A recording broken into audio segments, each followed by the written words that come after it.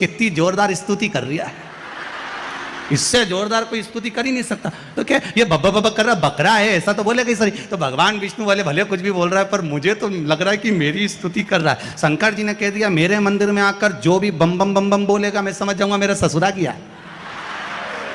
और जितनी माताएं मंदिर में जाके बम बम बोलती हैं शंकर जी समझ जाते सास भी आई है।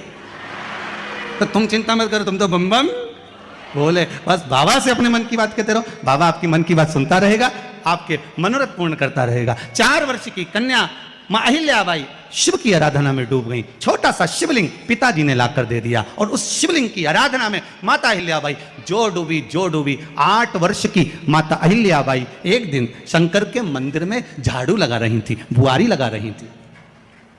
शिव मंदिर में बुआरी लगा रही, और शिव मंदिर में जब झाड़ू लगा रही बुआरी लगा रही हैं महाराज, उसी समय पर शिव मंदिर की भक्ति में जब अहिल्याबाई इतनी डूब गई कि उनको भान नहीं कि कौन आ रहा है कौन जा रहा है। वहीं से मल्हार राव जी होलकर जो इस मालवा के राजा थे, यहां से निकल कर जा रहे थे पुणे के लिए। गांव में रुके थे अहिल्याबाई के। 8 वर्ष की लड़की जब मंदिर में पोछा और झाड़ू कर रही थी तो मल्हार राव होलकर जी को लगा कि ये मेरे बेटे के लिए, खंडेराव के लिए ये श्रेष्ठ रहेगी। और उसी समय पर एक साधारण से घर की बेटी जिसके यहाँ 2 समय का भोजन समय पे मिल जाए बहुत बड़ी बात थी। शिव की कृपा देखिए जरा। कई लोग पूछते हैं महाराज जी आप बोलते हो कथा में कि जो दूर मंदिर है वहां जाकर झाड़ू लगाओ पोछा लगाओ, झाड़ू लगाओ पोछा लगाओ, उसका फल क्या है? इंदौर की इस मां अहिल्या शिव महापुराण की कथा में सुन लेना। माता अहिल्या ने 4 वर्ष की आयु से लेकर 8 वर्ष तक की आयु में शंकर जी के मंदिर में झाड़ू और पोछा अपने मन से, कोई तनख्वाह नहीं, मन से सेवा करी। तो मिला क्या? एक साधारण से घर की बेटी मालवा की राजमाता बन गई। साधारण से घर की बेटी शिव मंदिर का मात्र झाड़ू लगाने पर, मात्र सेवा करने पर। आपसे भी निवेदन है, जिस दिन तुम्हारा मन दुखी हो, जिस दिन तुमको लगे कि हमारे मन को आज अशांति है, आज मेरा बड़ा सा कोई काम अटक गया है, मेरा बेटा आज परीक्षा देने के लिए गया है, आज मेरे बेटे को इस परीक्षा में पास होना चाहिए, आज मेरा पति गया है उसकी नौकरी लगना चाहिए, मैं बड़ी दुखी हूं, सब दूर माथा टेक लिया, सारे संसार में होकर आ गए, सबसे जाकर निवेदन कर लिया, जब हार गए तब किसी शंकर के मंदिर में एकांत में बैठ जाना, 1 लोटा पानी चढ़ाकर, 5 बेलपत्र चढ़ाकर, 1 चावल का दाना शिव को समर्पित कर कर एकांत में बैठकर शंकर को निहारते हुए श्री शिवाय नमस्तुभ्यम का जाप करना, अपने दिल की बात उससे कह देना। जब वो एकांत में बैठा हो, कोई नहीं हो मंदिर में, तब तुम बैठना, उससे कहना आज मेरा पति नौकरी के लिए गया है, मैं जानती हूं कि मैं हो सकता है पाप कर्म कराओ, पूर्व में क्या क्या करा अपने को क्या मालूम, हो सकता है मेरा पति भी पूर्व में कोई कर्म विकार करा होगा, सारे जगत में धक्के खा लिया, सारे दुनिया भर में घूम कर आ गए, पर मेरे बाबा अब कहीं पर नहीं जाऊंगी, आखिरी है तू और तेरा द्वार, अब नहीं छोड़ूंगी। और उस बाबा से निवेदन कर कर जाना। 8 दिन 15 दिन इंतजार तो करो। उस बाबा से बोलने के बाद, एक टेबलेट भी खाते हो तो थोड़ी देर बाद असर करती है, तो थोड़ा इंतजार तो करो उसको बोलने के बाद, भटकना मती। उसके दरवाजे पर जाने के बाद भी अगर काम नहीं हो तो समझ लेना कि हमारा कर्म कुछ ज्यादा गड़बड़ होगा लगा है, अभी समय लगेगा, भटकना मत ही। नहीं तो इनके छोड़ के दुनिया के लोग तो बड़े भटकते हैं। पहले राम जी के पास चले जाए, राम जी से काम नहीं बने, हनुमान जी के पास चले जाए, हनुमान जी से काम नहीं बने, ठाकुर जी के पास चले जाए, ठाकुर जी से काम नहीं बने, शंकर जी के पास चले जाए, शंकर जी से काम नहीं बने, तो कहीं दूसरी जगह चले जाए, मैं नाम नहीं लूंगा, तुम समझ जाए। कोई दूसरे धर्म में प्रवेश कर जाते हैं, कोई हिंदू धर्म को छोड़कर दूसरा धर्म अपना लेता है। क्यों? देवता नहीं सुन रहे तो दूसरा धर्म अपना लिया। फिर निवेदन करूंगा, मेरे हिंदू धर्म से बड़ा कोई धर्म हो ही नहीं सकता, यह पक्का है। इस हिंदू धर्म से बड़ा कोई धर्म नहीं हो सकता। आपको गौरवान्वितता महसूस होना चाहिए, मेरा राम मेरा कृष्ण। अन्य जगह पर केवल लोग कहते हैं उनके धर्म में एक देवता होता है, हम कहते हैं बफेट का जमाना है इसलिए हमारे 33 कोटि देवता है। तुम्हारी मर्जी पड़े जिसको उठा लो, तुम्हारी मर्जी पड़े जिसको उठाओ। बफेट में जाते हो, कहीं गुलाब जामुन, कहीं छम्मक लड्डू, कहीं पानी पतासा, कहीं दही बड़ा खाते हो, पर भोजन में तुम्हारी रुचि ज्यादा होती है, उसकी प्लेट ज्यादा निपटा जाते हो। बोलो सही है की बात है? तुम भी सारे देवताओं के दरवाजे पर जाओ और जिससे तुम्हारी अच्छी पट जाए उसको पटा लो। 33 कोटि देवता में एक है, चाहे राम कृष्ण शिव भवानी जगदम्बा दुर्गा, जो तुम्हारे चित्तवृत्ति में आए उसको रिझाओ, उससे लगन लगाओ, उससे दृष्टि मिलाओ और उससे जाकर अपने दिल की बात कहो। जब शंकर से दिल की बात कहोगे पक्का है वो सुनेगा। हम कई बार कहते हैं अगर हो सके, कभी कभी होता है कि बहुत तकलीफ है और नहीं हो रहा काम, बहुत दिनों से लगे हो नहीं हो रहा, हरा मूंग ले जाओ। मूंग के दाने तो रहते हैं घर में, केवल 31 मूंग के दाने लेकर जाइए, 31 चावल के दाने लेकर जाइए और 31 ही बेलपत्र लेकर जाइए। जिस दिन सोमवार की अष्टमी हो, कौन से दिन? सोमवार की अष्टमी हो, उस दिन शंकर जी के मंदिर में जाओ, 3 चीज लेकर जाओ, मूंग के दाने, चावल, बेलपत्र।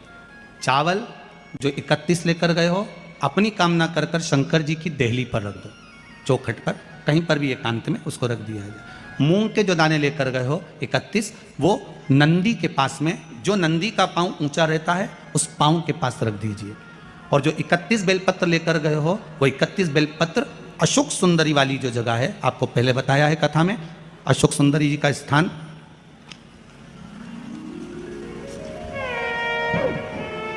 ये शिवलिंग, ये जलाधारी जहां से पानी बहता है, उसके बीच में एक मोटी सी लाइन होती है जो शंकर भगवान की छोटी लड़की अशोक सुंदरी का स्थान है। शिव जी के 13 बच्चे हैं, 13 बच्चे में सबसे छोटी लड़की अशोक सुंदरी यहीं पर विराजमान होती है जहां से पानी नीचे गिरता है।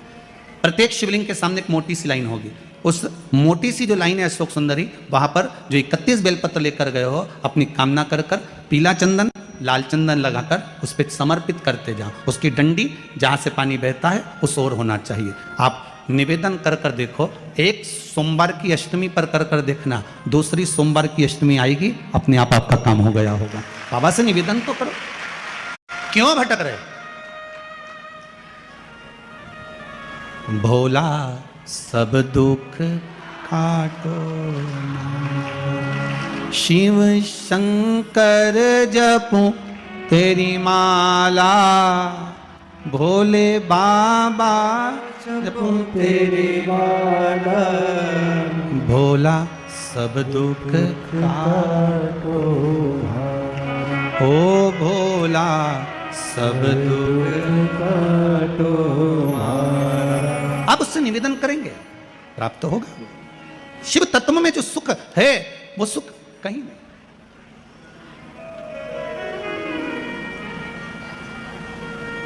एक मात्र शिव मंदिर में झाड़ू लगा रही हैं अहिल्याबाई, साधारण सा भाव है, केवल एक झाड़ू।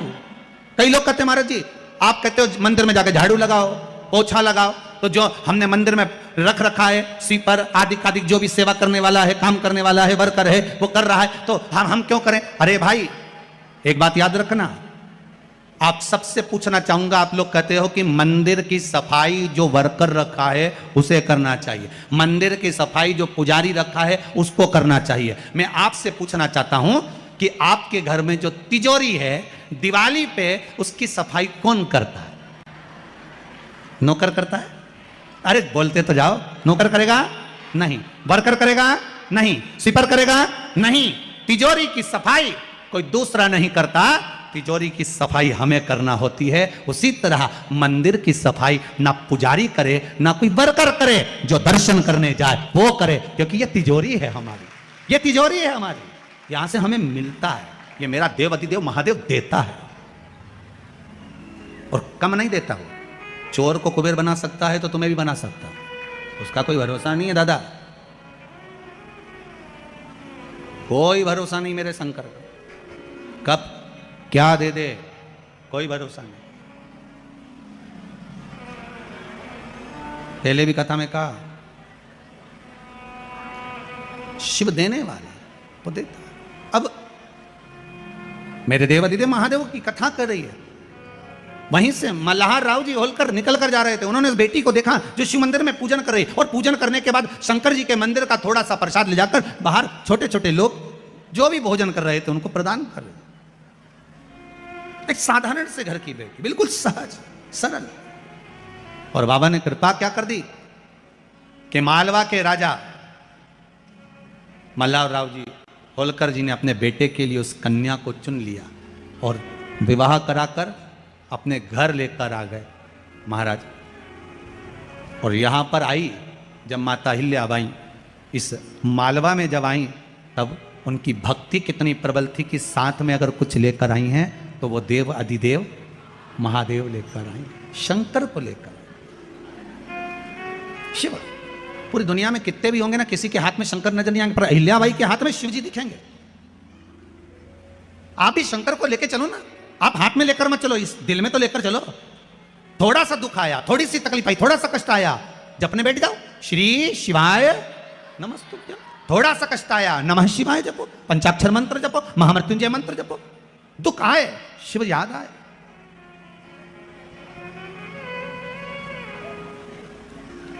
जैसे देवराज नाम का ब्राह्मण चोरी कर लाता, मंदिर में गया, कभी भगवान के मंदिर नहीं गया, पर आज शरीर में जब ताप आया शिव मंदिर में पहुंच गया। और देवराज नाम का ब्राह्मण जब मंदिर के अंदर गया, वहां शिव महापुराण की कथा चल रही थी, थोड़ी देर की, एक क्षण की, एक पल की कथा सुन ली, और कथा सुनी, चित्तवृत्ति में बैठी। उसके बाद में जो प्राण छूटे, प्राण छूटने के बाद देवराज नाम का ब्राह्मण जब मरा, प्राण छूटे, उसको कोई चोरी करने वाला, कपट करने वाला, छल करने वाला, बेईमानी करने वाला, इसको तो नरक जाना था, पर इसको लेने भी कौन आया? देव अधिदेव महादेव नंदी लेकर आया इसको लेने के लिए। तो पार्वती जी ने पूछ लिया, भोले बाबा सुनो तो, ये तो पापी है, इसने पाप करा है, चोरी करी है, छल करा, बेईमानी करी, कपट करी, और आप इसको नंदी पर लेकर जा रहे हो, क्यों?